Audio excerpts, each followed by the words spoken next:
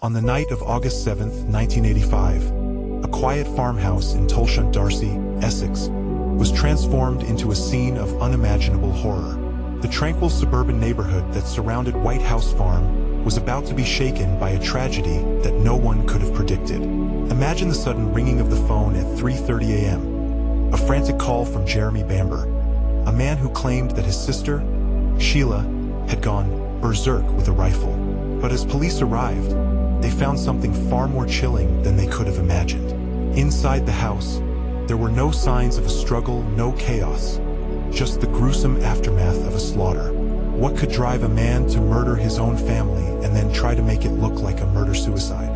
Who would commit such a crime in a family that, on the outside, seemed so normal and loving? This is the story of the White House Farm murders, a case that still haunts those who have followed it. Neville and June Bamber, a well-off couple in their 60s, had adopted two children, Sheila Caffel and Jeremy Bamber, into their loving family.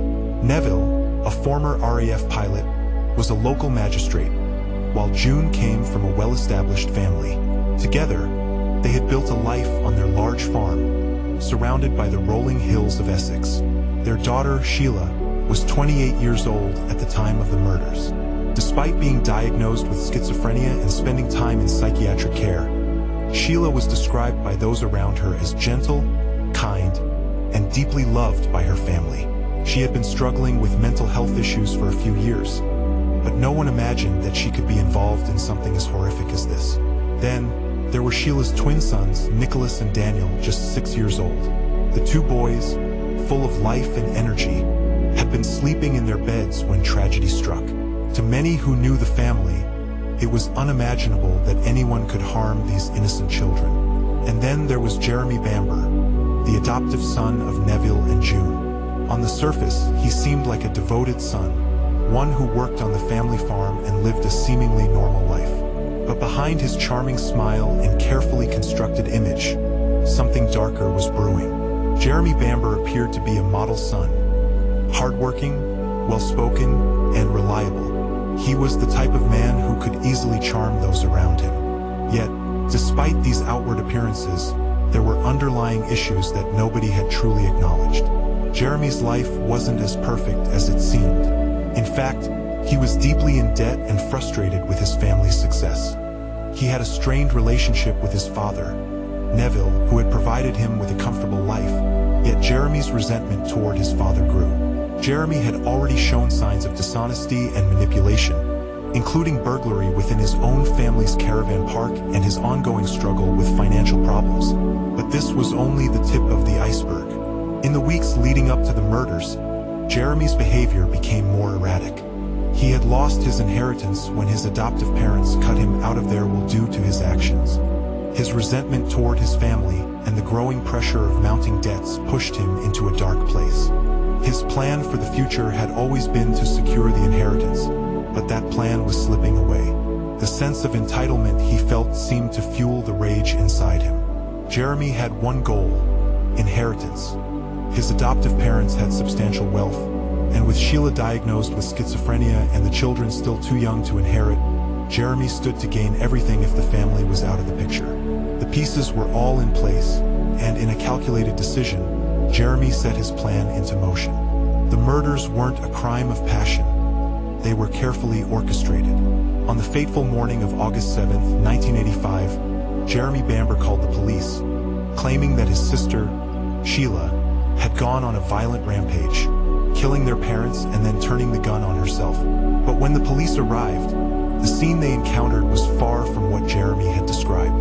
The police entered the farmhouse and found Sheila dead, her body lying in a pool of blood with the rifle positioned against her throat. A shocking scene that would later be deemed impossible for her to have orchestrated. June, Sheila's mother, was found next to her, also dead. Upstairs, the bodies of Nicholas and Daniel, the innocent children, were found, killed in their sleep. The sheer brutality of the murders, all executed with military precision, was incomprehensible. Neville, Jeremy's father, was also found in the kitchen, shot at close range. It appeared, at first, to be a murder-suicide gone wrong, but detectives began to notice disturbing inconsistencies.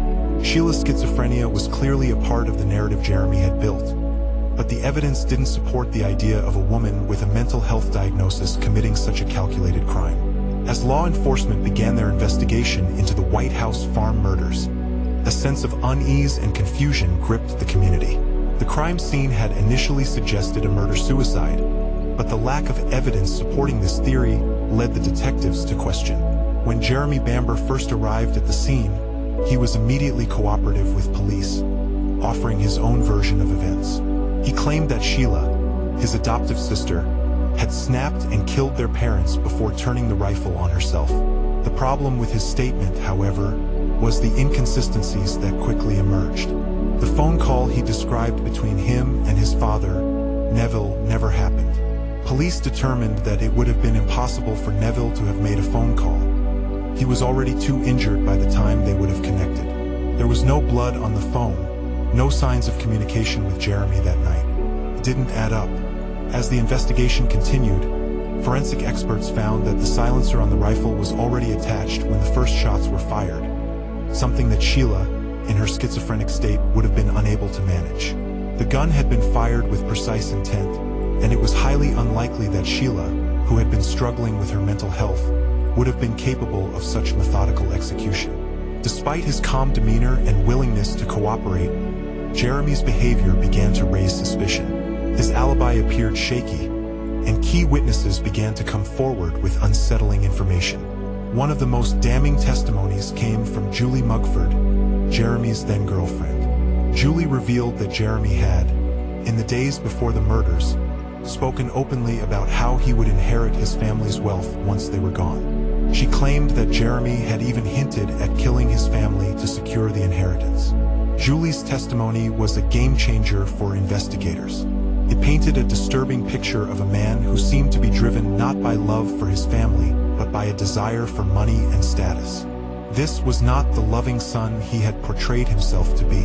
Julie later confessed that Jeremy had even confessed to her about stealing from his family's caravan site, another sign of his growing desperation to maintain a lifestyle that he couldn't afford. In the weeks before the murders, it became clear that financial strain and resentment toward his family had built up in Jeremy. He had been cut out of his grandmother's will after his arrest, and his financial situation was deteriorating. His debts were mounting, and he resented his family for their wealth and comfortable lifestyle. The motive for murder began to take shape: inheritance and an escape from his financial woes. As detectives continued to investigate, the weapon used in the murders, a .22 caliber rifle, became a critical piece of evidence. Initially, investigators believed Sheila had shot her family and then turned the gun on herself. However, they soon realized that the silencer was attached to the rifle when the shots were fired. This detail was crucial. Sheila, who had been mentally unstable, could not have fired the weapon in such a precise and methodical manner. Moreover, the location of her body and the placement of the rifle suggested that the scene had been staged, something far beyond the reach of a woman with a mental illness. Further analysis revealed that the shots fired in the kitchen had been targeted and calculated, suggesting that Neville had struggled with his assailant before being killed. Sheila's body, in contrast, was found in an unnatural position with the rifle pressed to her throat, something that would have been difficult, if not impossible, for her to do in her fragile state. The lack of struggle in the house and the positioning of the bodies led the investigators to believe that the killer had been familiar with the layout of the house and knew exactly where to find each family member. The silence of the house, the absence of any defensive wounds, and the neatness of the scene suggested a careful, planned execution. As detectives pieced together the mounting evidence, they began to focus on Jeremy's motive: his desire for his family's wealth. With Neville and June's estate worth millions, and Sheila's mental state making her unlikely to be able to claim an inheritance, Jeremy had everything to gain from their deaths. The financial strain he had been under, his resentment toward his adoptive parents, and his obsession with inheritance all pointed to a well-thought-out crime. Jeremy had begun to see his family as obstacles, people who stood in the way of the life he wanted. Samantha, his mother, had cut him out of the will, and his adoptive father, Neville, had been critical of his financial decisions. Jeremy had already been involved in several financial crimes, and the family farm and caravan site were tied up in complicated financial dealings. At the time of the murders, Jeremy had already begun to lose control of his life, and the murders seemed like the only way out.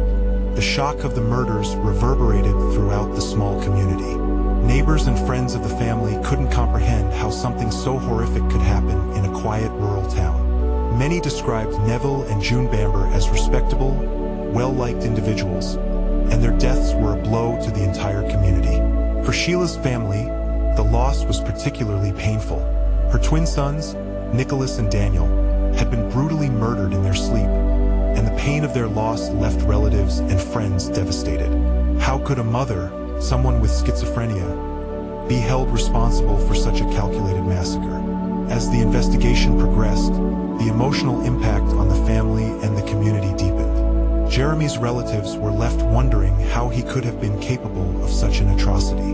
The case became a grim reminder of the dangers of unchecked ambition and family dysfunction, as well as the possibility that a son's deep resentment could lead to unimaginable violence. The investigation into the White House farm murders had reached a turning point. With mounting evidence and a damning testimony from Julie Mugford, Jeremy Bamber's involvement in the massacre of his family became undeniable. As the investigation drew closer to a conclusion, the focus shifted to Jeremy's trial, where the shocking revelations would come to light. The prosecution presented a compelling case, outlining the evidence that pointed directly to Jeremy Bamber. His attempts to frame his sister, Sheila, for the murders fell apart under scrutiny. The fact that Sheila had been mentally unstable, coupled with the lack of any signs of a struggle, made it impossible for her to have committed the murders in the calculated way they had been carried out. In court, it became clear that Jeremy had meticulously planned the killings, with financial gain at the forefront of his motives. He had already been involved in various financial crimes, including stealing from his family's caravan park. He was desperate to secure his inheritance, which had been threatened by his family's decisions. But Jeremy's desire to inherit his family's wealth was not just the result of financial desperation. It was also a sign of his narcissism and entitlement. The defense tried to argue that Jeremy had been wrongly convicted, claiming that there was no concrete evidence linking him to the murders. They also suggested that the police investigation had been flawed and that crucial evidence had been ignored. However, the jury was unconvinced. They saw through Jeremy's carefully constructed image and believed that the overwhelming evidence pointed to him as the murderer. On November 6, 1986, Jeremy Bamber was convicted of the White House farm murders. The verdict was a major blow to the Bamber family, who had once thought of him as a loving son and brother. His family's reputation had been tarnished, and their lives would never be the same. As the case progressed, experts began to offer psychological insights into Jeremy's behavior, shedding light on the deep-seated issues that had driven him to commit such a heinous act. Jeremy's actions weren't those of a man simply looking for a quick escape from his financial troubles. They were the result of years of emotional turmoil, resentment, and a distorted sense of entitlement.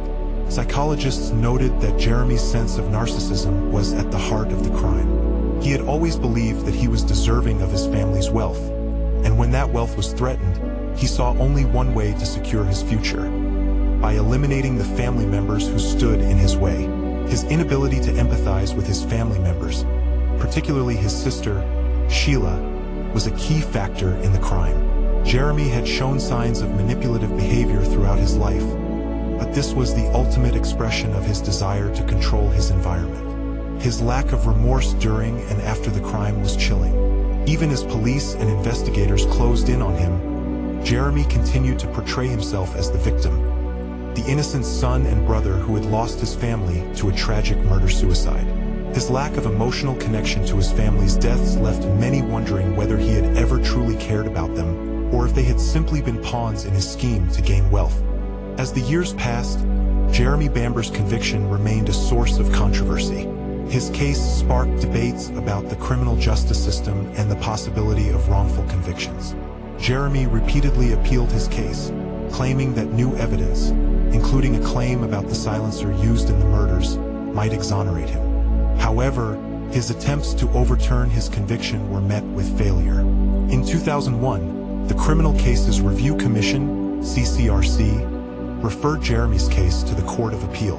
However, after reviewing the evidence, the appeal was rejected in 2002. Despite this, Jeremy's legal team continued to pursue further appeals, presenting new evidence in 2004 and 2012. But each time, the court upheld the original conviction. The family's grief continued to be overshadowed by the ongoing legal battles, with Jeremy still maintaining his innocence. The families of the victims were left to deal with the emotional toll of losing their loved ones and the continuing saga of Jeremy's appeals. They had seen their family decimated, and the possibility that Jeremy Bamber, their once beloved son and brother, could get away with his actions was a constant source of pain. The White House farm murders reverberated through the community, leaving behind a cloud of doubt and fear. Friends and neighbors who had known the Bamber family for years were devastated. How could someone who had been so close to them, someone they had trusted, commit such a terrible crime? Jeremy Bamber's actions shattered the perception of the family as a loving, well-respected unit. The tragedy left many people in the community questioning their own assumptions about the people around them. Jeremy's image as a kind, caring son had been shattered, and those who had once believed in his innocence struggled to reconcile the man they knew with the murderer he had become. Despite his conviction, questions about the true motives behind the murders still linger. Was the desire for money truly the driving force behind the crime, or was there something deeper at play?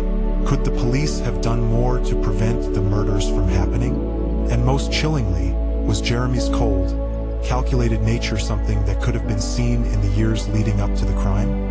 As Jeremy Bamber continues to serve his life sentence, many remain divided on whether justice has truly been served.